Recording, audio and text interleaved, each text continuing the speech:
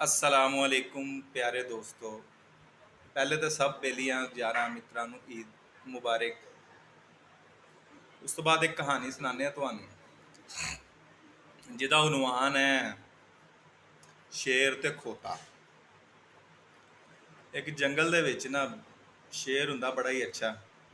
सारे जानवरां दे विच ना बहुत ज़्यादा इंसाफ कायम करदा हुंदा, बगैर भुख तो खामखा शिकार नहीं करदा। ਉਹ ਸ਼ੇਰ ਮਰ ਜਾਂਦਾ ਤੇ ਇੱਕ ਹੋਰ ਸ਼ੇਰ ਆ ਜਾਂਦਾ ਉੱਥੇ। ਉਹ ਕੋਈ ਬੜਾ ਉੱਲੂ ਦਾ ਪੱਠਾ ਹੁੰਦਾ,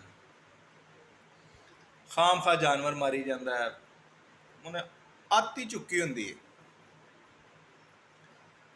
ਉੱਥੇ ਇੱਕ ਖੋਤਾ ਵੀ ਰਹਿੰਦਾ ਹੁੰਦਾ। ਖੋਤਾ ਬੜਾ ਤਾਕਤਵਰ ਔਰ ਬੜਾ ਜਸ਼ੀਲਾ ਖੋਤਾ ਹੁੰਦਾ। ਤੇ ਉਹਦਾ ਇੱਕ ਉਹਨੂੰ ਅੱਲਾਹ ਤਾਲਾ ਇੱਕ ਨਾ ਬੱਚਾ ਦਿੰਦਾ ਹੈ। ਬੜਾ ਪਿਆਰ ਕਰਦਾ ਹੁੰਦਾ ਆਪਣੇ ਬੱਚੇ ਨਾਲ।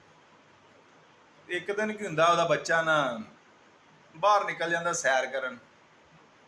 ਉਹ ਸੈਰ ਕਰਨ ਨਿਕਲਦਾ ਤੇ ਉਦੋਂ ਸ਼ੇਰ ਆ ਜਾਂਦਾ।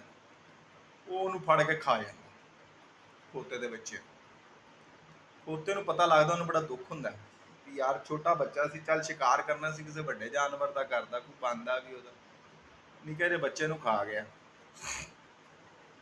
ਉਹ ਜਾਂਦਾ ਤੇ ਅੱਗੇ ਸ਼ੇਰ ਨਾਲ ਬੜਕਾ ਮਾਰਦਾ ਹੁੰਦਾ। ਉਹਨੂੰ ਬੜਾ ਗੁੱਸਾ ਆਉਂਦਾ ਵੀ ਇੱਕ ਤਾਂ ਮਤਲਬ ਬੜਕਾ ਏਡੀਆਂ ਏਡੀਆਂ ਦਾ ਖਾਣਾ ਨਿੱਕੇ ਨਿੱਕੇ ਬੱਚਿਆਂ ਨੂੰ।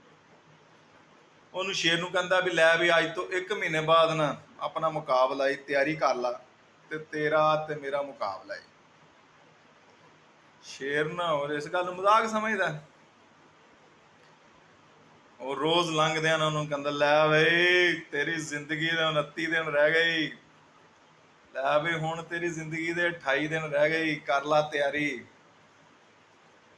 ਖਾ ਪੀ ਲੈ ਜੇ ਕੁਝ ਖਾਣਾ ਪੀਣਾ ਹੀ ਦੇ। ਖੈਰ ਖੋਤਾ ਚੁੱਪ ਰਹਿੰਦਾ। ਖੋਤਾ ਹੀ ਕਰਦਾ, ਡੇਲੀ ਨਾ ਜਾਂਦਾ ਤੇ ਜਾ ਕੇ ਗਾਰੇ 'ਚ ਲੇਟ ਜਾਂਦਾ।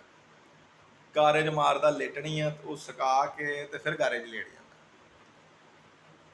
ਉਹਦਾ ਰੋਜ਼ ਕੰਮ ਹੀ ਇਹ ਹੁੰਦਾ, ਪਹਿਲੇ ਗਾਰੇ 'ਚ ਜਾ ਕੇ ਲੇਟਣਾ, ਫਿਰ ਬਾਹਰ ਨਿਕਲ ਕੇ ਸੁਕਾਉਣਾ, ਤੇ ਜਿਵੇਂ ਉਹ ਖੁਸ਼ਕ ਹੋ ਜਾਣਾ ਫਿਰ ਜਾ ਕੇ ਗਾਰੇ 'ਚ ਲੇਟ ਜਾਣਾ। ਉਧਰੋਂ ਸ਼ੇਰ ਨੇ ਵੀ ਰੋਜ਼ ਕੰਮ ਫੜਿਆ ਹੁੰਦਾ, ਲੈ ਬਈ ਤੇਰੇ ਅੱਜ ਇੰਨੇ ਦਿਨ ਰਹਿ ਗਏ, ਲੈ ਵੀ ਇੰਨੇ ਦਿਨ ਰਹਿ ਗਏ ਆਈ ਤੇਰੇ। ਖੋਤਾ ਸੁਣਦਾ ਤੇ ਚੁੱਪ ਕਰ ਛੱਡਦਾ। ਹੁੰਦਿਆਂ ਦਿਨ ਆ ਜਾਂਦਾ ਲੜਾਈ ਵਾਲਾ। ਉਹ ਖੋਤਾ ਕਹਿੰਦਾ ਸ਼ੇਰ ਨੂੰ ਵੀ ਲੈ ਵੀ ਸ਼ੇਰਾ, ਸ਼ੇਰ ਬਣ, ਅੱਜ ਤੇਰਾ ਤੇ ਮੇਰਾ ਮੁਕਾਬਲਾ ਹੀ। ਸ਼ੇਰ ਕਹਿੰਦਾ ਲੈ ਅੱਜ ਆ ਗਈ ਫਿਰ ਤੇਰੀ ਮੌਤ ਦਾ ਦਿਨ, ਅੱਜ ਤੇਰੇ ਮੁਕਾਬਲਾ ਕਾਹਦਾ, ਤੂੰ ਮੇਰੇ ਨਾਲ ਘੱਟਾ ਮੁਕਾਬਲਾ ਕਰਨਾ, ਮੈਂ ਤਾਂ ਖਾ ਜਾਗਾ ਤੈਨੂੰ ਉਂਝ ਹੀ। ਕਹਿੰਦਾ ਠੀਕ ਆ, ਜੇ ਤੂੰ ਮੈਨੂੰ ਮਾਰ ਲਵੇਂ ਨਾ ਤੇ ਮੈਂ ਤੇਰੇ ਵਾਸਤੇ ਹਾਲਾਤ।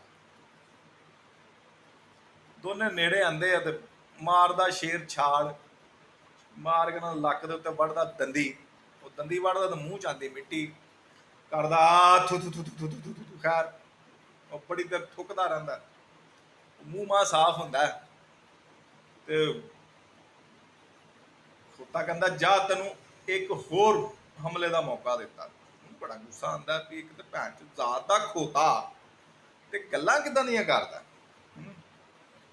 ਉਹ ਫੇਰ ਨਾ ਮਾਰਦਾ ਛਾਲ ਤੇ ਫਿਰ ਉਹਨੂੰ ਦੰਦੀ ਵੱਢਦਾ, ਫਿਰ ਉਹਦੇ ਮੂੰਹ 'ਚ ਮਿੱਟੀ ਆਂਦੀ, ਫਿਰ ਉਹੀ ਥੂ ਥੂ ਥੂ ਥੂ ਥੂ। ਪਰੇਸ਼ਾਨ ਹੋ ਜਾਂਦਾ, ਕਹਿੰਦਾ ਜਾ ਤੈਨੂੰ ਇੱਕ ਹੋਰ ਮੌਕਾ ਦਿੱਤਾ। ਉਹ ਸ਼ੇਰ ਨੂੰ ਤਾਂ ਚੜ ਗੁੱਸਾ ਜਾਂਦਾ। ਉਹ ਤੇ ਆਂਦੇ ਪੰਜਾ ਮਾਰਦਾ ਇੱਕ, ਉਹਦਾ ਬੜੀ ਜ਼ੋਰ ਦੀ, ਉਹ ਵੀ ਗਾਰੇ ਗਾਰਾ ਹੀ ਇੰਨਾ ਚਿਮੜਿਆ ਹੁੰਦਾ ਉਹਨੂੰ ਕੁਛ ਹੁੰਦਾ ਹੀ ਨਹੀਂ। ਫਿਰ ਦੰਦੀਆਂ ਦੁੰਦੀਆਂ ਵੱਢਦਾ ਲੇਕਿਨ ਉਹਨੂੰ ਹੁੰਦਾ ਹੀ ਕੁਛ ਨਹੀਂ। ਕਹਿੰਦਾ ਲੈ ਹੁਣ ਫਿਰ ਕਹਿੰਦਾ ਵੀ ਮੈਂ ਹੁਣ ਮੇਰੀ ਵਾਰੀ। ਖੋਤਾ ਉਹਦੇ ਨੂੰ ਕਰਦਾ ਕੰਡ ਤੇ ਮਾਰਦਾ ਉਹਦਾ ਦਲੱਤ। ਉਹ 1 2 3 ਉਹ ਖੋਤਾ ਜਿੰਨੀ ਦੇਰ ਥੱਕਦਾ ਨਹੀਂ, ਇਹਨਾਂ ਨੂੰ ਦਲੱਤ ਮਾਰਦਾ ਰਹਿੰਦਾ। ਉਹ ਇੱਕ ਦਲੱਤ ਵੱਜਦਾ ਉਹਦੇ ਨਾਲ, ਚਿਵਾੜਿਆਂ ਦਾ ਚਿਵਾੜਾ ਉਹਦਾ ਟੁੱਟ ਜਾਂਦਾ ਸ਼ੇਰ ਦਾ। ਹੁਣ ਨਾ ਫਿਰ ਜਦੋਂ ਸ਼ੇਰ ਦਾ ਚਿਵਾੜਾ ਟੁੱਟ ਜਾਂਦਾ ਨਾ, ਉਹ ਨਾ ਵੱਢ ਸਕਦਾ ਕਿਸੇ ਨੂੰ, ਨਾ ਕੋਈ ਖਾਣਾ ਖਾ ਸਕਦਾ। ਉਹ ਤਾਂ ਪਰੇ ਹੋ ਕਹਿੰਦਾ ਲੈ ਬਈ ਹੁਣ ਦੱਸ।